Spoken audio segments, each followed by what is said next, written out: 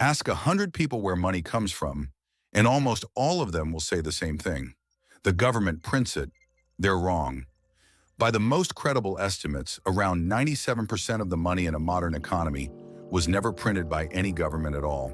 It wasn't minted. It isn't sitting in a vault. It was created out of nothing by ordinary commercial banks the moment someone took out a loan. And once you see how this works, especially the part about your mortgage, you can't unsee it. Here's the story we were all taught. You deposit $100. The bank keeps a little in reserve and lends the rest to someone else. That person spends it, it gets deposited again, lent again, and the same money quietly multiplies through the system. It's a tidy story. It's also, according to the Bank of England, basically backwards. In a 2014 paper, the bank said it plainly. Banks do not lend out existing deposits, and they are not simply middlemen between savers and borrowers. Making a loan creates a brand new deposit. The lending comes first. Let's do it in slow motion. You walk into a bank and you're approved for a $10,000 loan. The bank makes two entries at the same time. On one side, it records that you owe it $10,000. On the other side, it puts $10,000 into your account. Watch what just happened. Before you walked in, that $10,000 did not exist anywhere in the economy. No saver's balance went down. The bank simply wrote two matching numbers and new money appeared in the world. When you repay the loan, that money is deleted just as quietly as it was made. So if banks can just type money into existence, what stops them from typing infinity? Three things mainly. First, demand. A bank only creates money when someone is willing and able to borrow and repay. Second, profit and risk. Every loan that goes bad is a real loss, so they can't lend recklessly.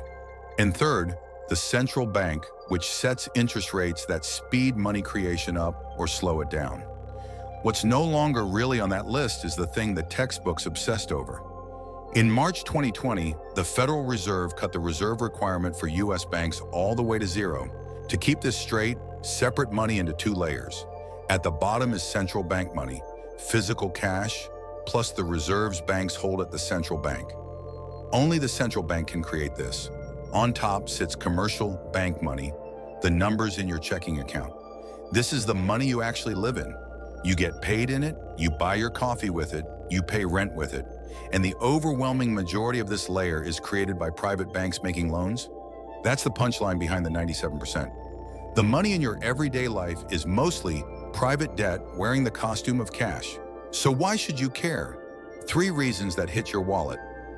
1. Your mortgage. When millions borrow to buy homes, banks create new money on a massive scale and push it into the housing market. More money chasing the same houses is one big reason prices climb faster than wages. 2. Boom and bust. Because money is created by lending, an economy can flood itself with new money in good times, then choke when banks get scared and stop lending. A huge part of the 2008 crisis was exactly this. 3. Who gets the new money first? It enters through whoever borrows, which tends to favor those who already own assets. So here's the flip. Stop picturing a bank as a vault full of other people's cash that it carefully lends out. Picture it as a licensed money printer, one that creates new money every time it says yes to a loan and erases it every time that loan is repaid. That single change explains so much. Why housing keeps outrunning wages, why central banks fuss endlessly over interest rates, why credit booms feel amazing and credit busts feel like the floor vanished. It's all the same tide of bank-created money rising and falling.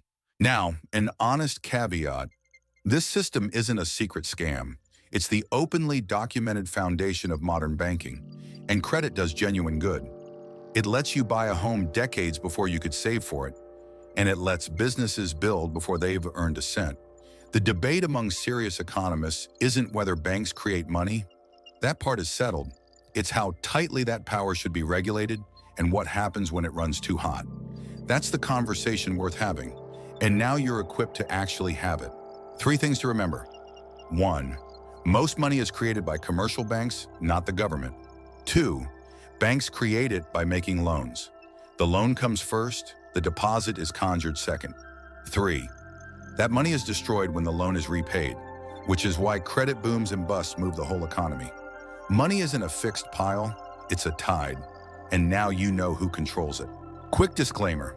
This is for education and information only, not financial advice. Figures are best estimates that change over time, so always do your own research. If this changed how you see the money in your account, hit like and subscribe to Innovana.